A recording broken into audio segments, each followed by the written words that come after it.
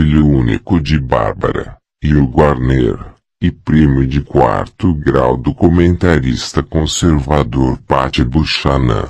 Marilyn Manson nasceu em Canton, Ohio, no dia 5 de janeiro de 1969, tendo um pai católico e uma mãe anglicana. Brian estudou na escola Heritage Christian School do 1º ao 10º ano, Manson e J-Pop em 2003. O nome real de Marilyn Manson é Brian Warner. Seu nome artístico foi peculiarmente criado a partir da junção dos nomes do símbolo sexual Marilyn Monroe e do serial killer Charles Manson. Abusado sexualmente. Sentisse, o tio Bulgari vai contar uma história pra vocês.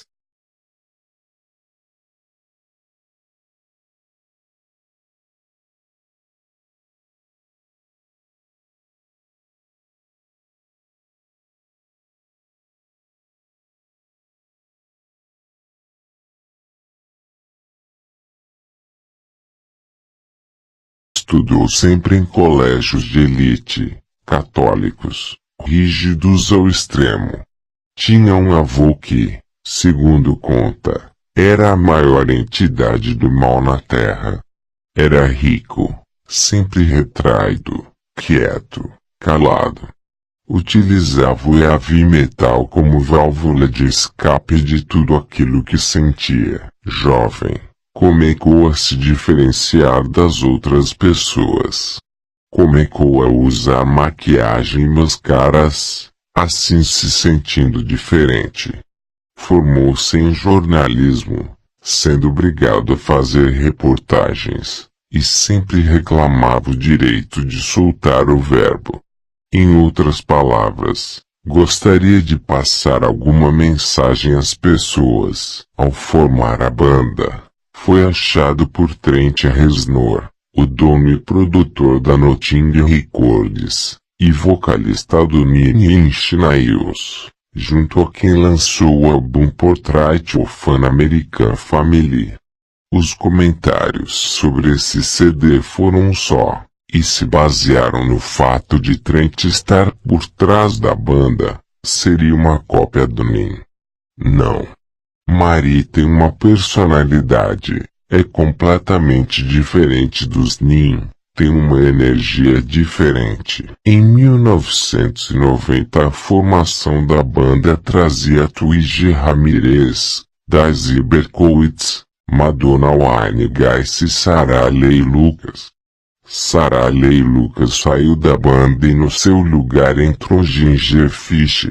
Lançaram o CD Smell Like Children, que se consagrou com o cover do Eurythmics, Sweet Dreams, clipe totalmente psicodélico que mostra Marilyn pintado cavalgando um porco. Apesar do bom CD, a banda ainda não havia se consagrado.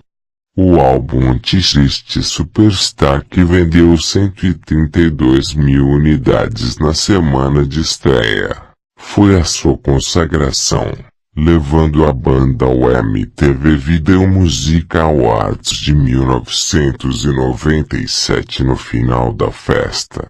Após isso, Daisy saiu, sendo substituída por Zinzum. Em 1998 lança um novo CD, Mechanical Animals, e anuncia uma mudança de visual, trocando as roupas pretas e pornográficas anteriores por roupas mais coloridas.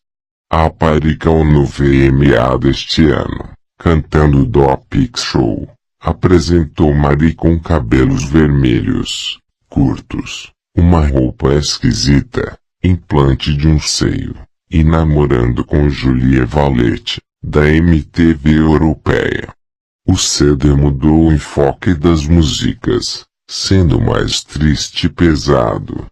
Zinzum, um ícone da banda, foi demitido por Manson, sendo substituído por John Cinco, anteriormente na banda atuou de Ruben Ford. O primeiro álbum ao vivo sairia em 1999, com o título de The Last Town Eat.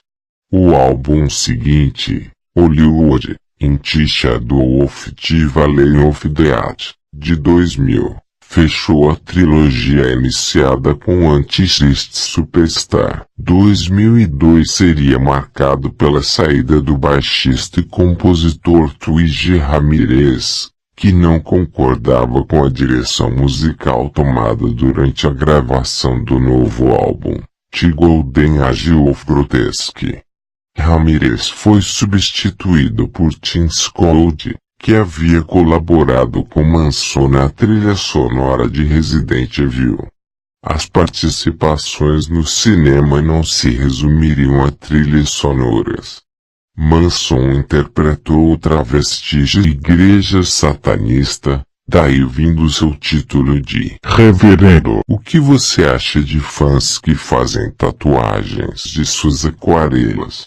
Tirando no filme Party Monster, nas músicas e atitudes de Manson, a religião católica e toda religião que se considere cristã é um alvo comum. O vocalista cospe, rasga e toca fogo em bíblias, tira o próprio sangue e se limpa com suas páginas, o que rende muitas discussões e protestos de associações de pais e da igreja, que tentam impedir os seus shows. Um destaque extra cabe ao fato de ter recebido o título de sacerdote da Church of Satan. Honra o artista ou apenas rouba a sua arte? Bem, eu não acho que seja um roubo. Para mim, é muito satisfatório. Se eu tivesse que tatuar algumas das pinturas que fiz, ficamos uns com os outros. Aí eu escolheria Flower of Evil, a qual eu ainda posso tatuar.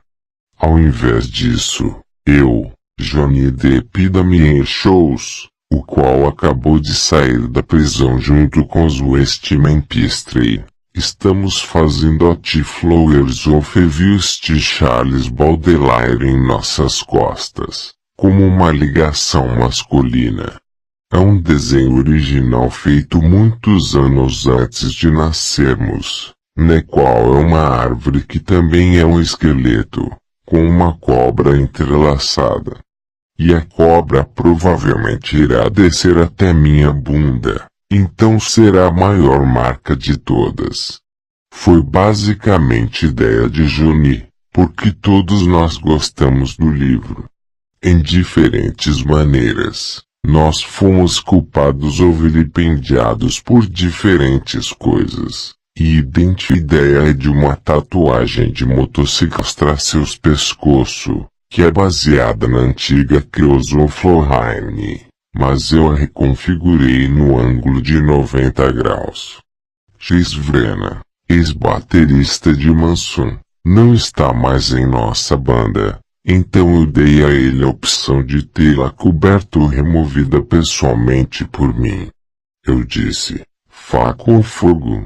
Ela foi coberta. Qual das suas tatuagens é mais importante para você? A do meu peito, dos 4 M's, porque se destaca da maioria, e é realmente irônico.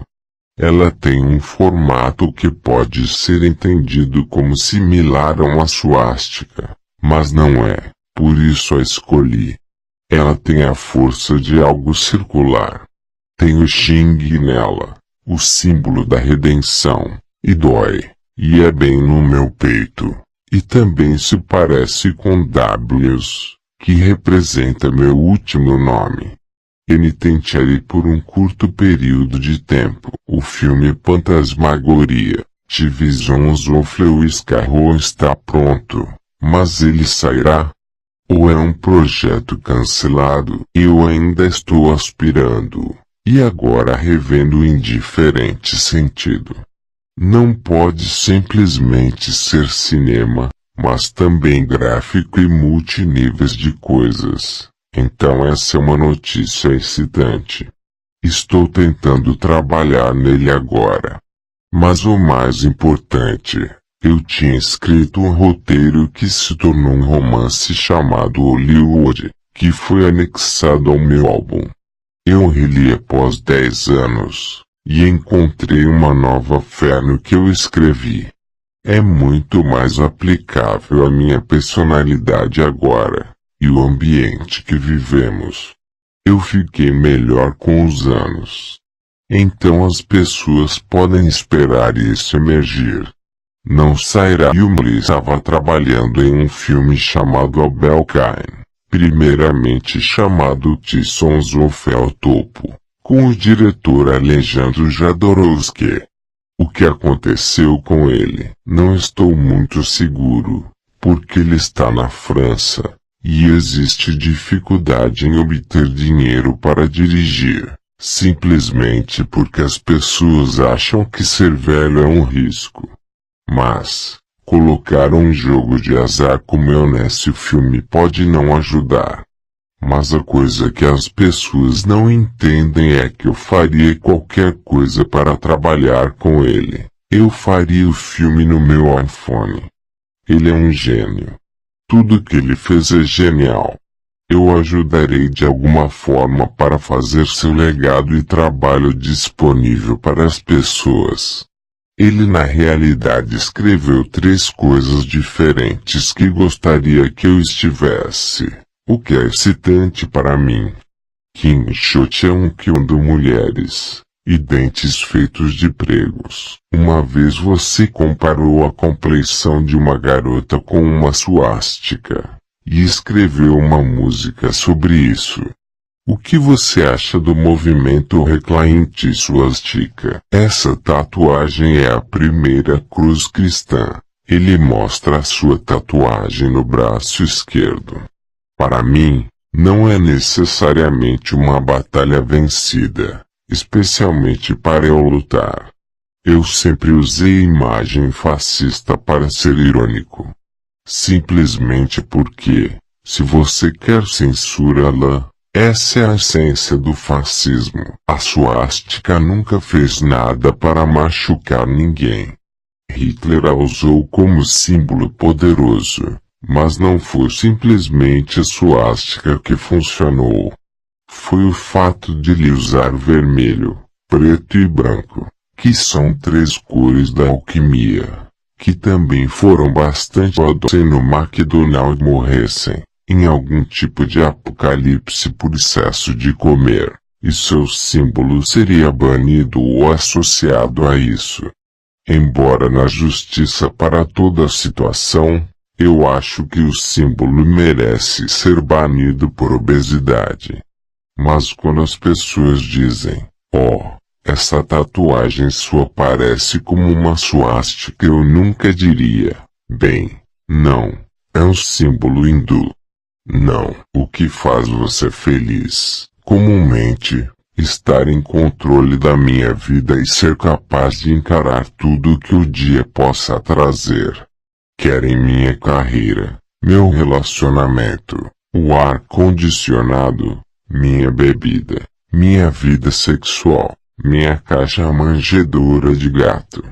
Se algo faz você sentir como você está fora de controle, então de repente, você sente como não pode fazer nada. Bizarro, uso as mesmas calças de couro todos os dias. Eu posso mudar o mundo, mas não mudarei minha roupa íntima. Como você está fazendo com o PETA, pessoas pelo tratamento ético dos animais. Eles ficaram irritados com você por vestir calças de couro. Eu tenho um gato. Se alguém tentar vestir meu gato, eu ficaria puto. Mas eu não fico obsesso por essas coisas.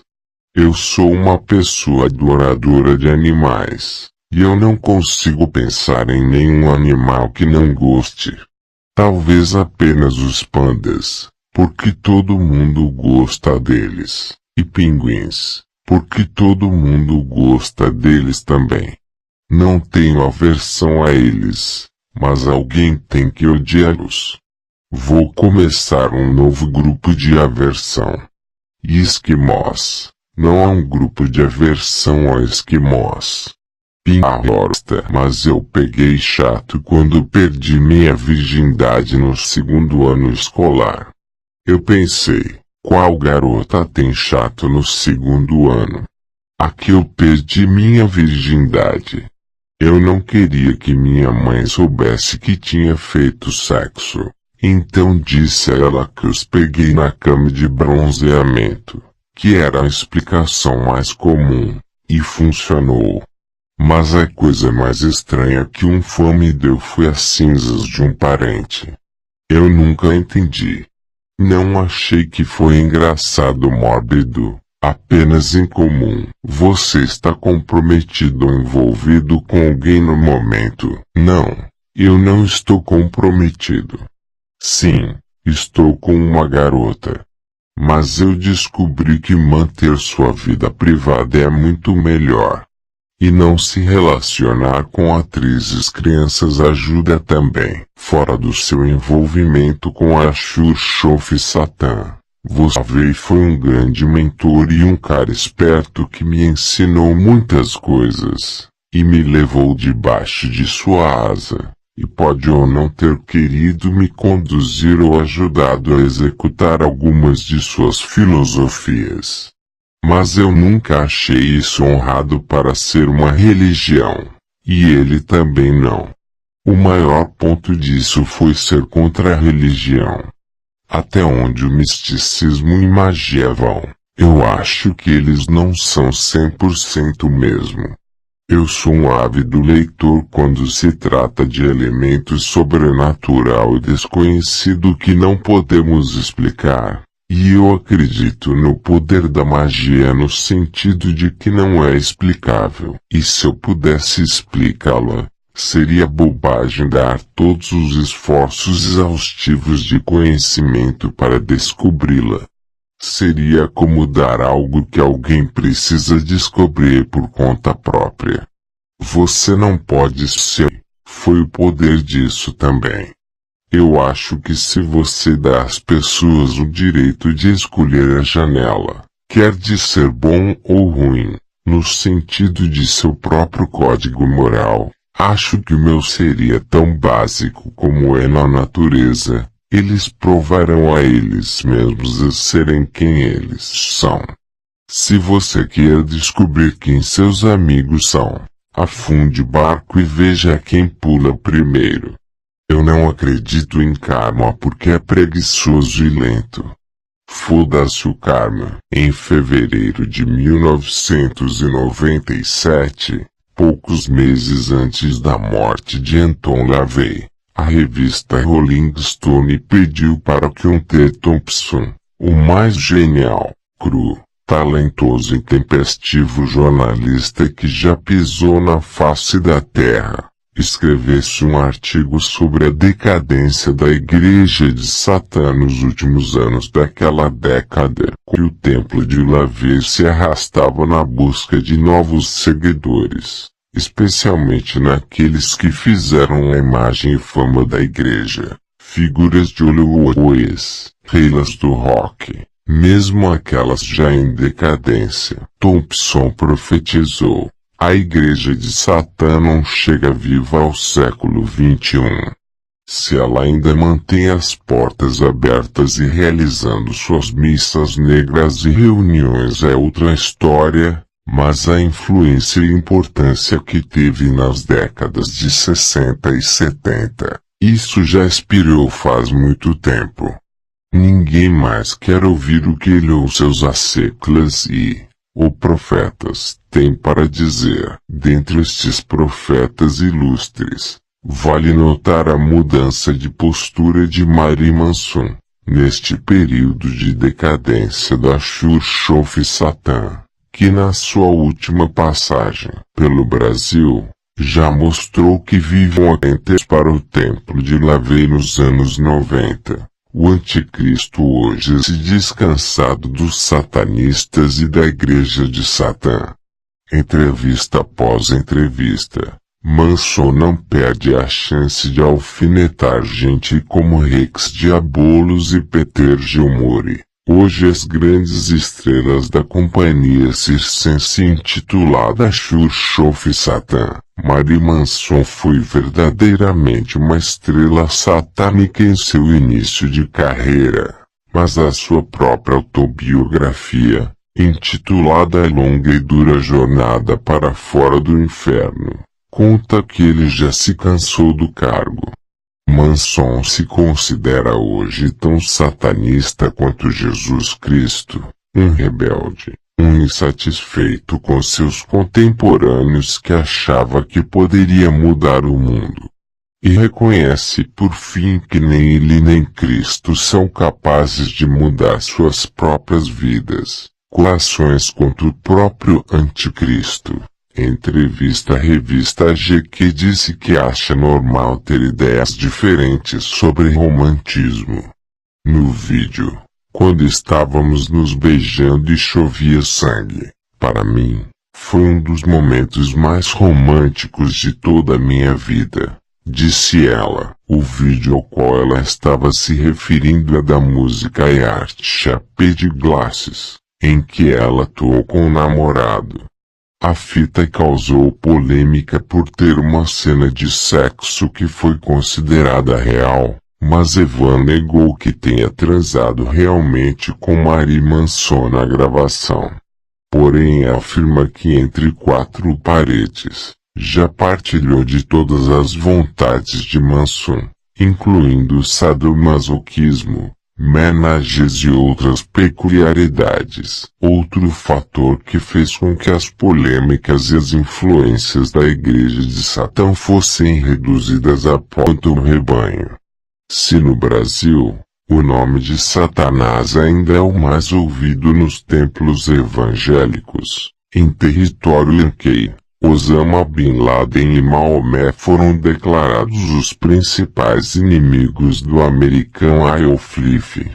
A única forma de Marilyn Manson voltar a ser lavado a sério é se curvando em direção a Meca e se convertendo ao islamismo. Na década de 80, um candidato a deputado do Partido Republicano foi eleito com a segunda maior votação da história no estado de Illinois, terra natal de LaVey, com uma única proposta para seu mandato: impedir a abertura de um templo da Igreja de Satã na cidade de Chicago. Hoje, a campanha eleitoral para presidente dos USA gira em torno do pavor dos americanos em relação à religião muçulmana. A figura de Satã tornou-se mesmo tem acontecido no ano passado, em 6 de junho de 2006, quando a Igreja de Satã promoveu um evento especial na cidade de Los Angeles para comemorar o que eles proclamaram como o renascimento da besta do 06/06/06. Houve grande interesse da mídia. Jornais, revistas e internet estiveram presentes em massa no Steve Allen Theater. Poucos minutos após o encerramento do evento, Peter Gilmore, Brian Moore e Rex Diabolos, hoje os principais nomes da Igreja de Satã, comemoravam o sucesso e a repercussão que tiveram. A euforia do momento foi substituída pela fúria com que reagiram ao depararem-se com as manchetes e artigos encontrados na imprensa dos dias seguintes. Adjetivos: Petalmeiras, um bando de ilustres desconhecidos que ao invés de procurar apoio psicológico, jogam seus medos, horrores e consciências pesadas no colo de Satanás, com a vã esperança de se sentirem menos culpados de seu comportamento abjeto. Mas o Saturday Night Live, com suas paródias da Igreja de Satã, foi o mais bem-sucedido na arte de ridicularizar os descendentes de LaVey. Conseguiram o imponderável: fazer testemunhas de Jeová rirem de Satanás. Nunca o satanismo esteve tão presente na cultura pop como nos dias de hoje, seja na música, no cinema, na literatura ou em qualquer outra atividade que exija a liberdade de escolha e de pensamento. O programa da Barraqueira Prau em Freire tem 45 milhões de telespectadores diariamente.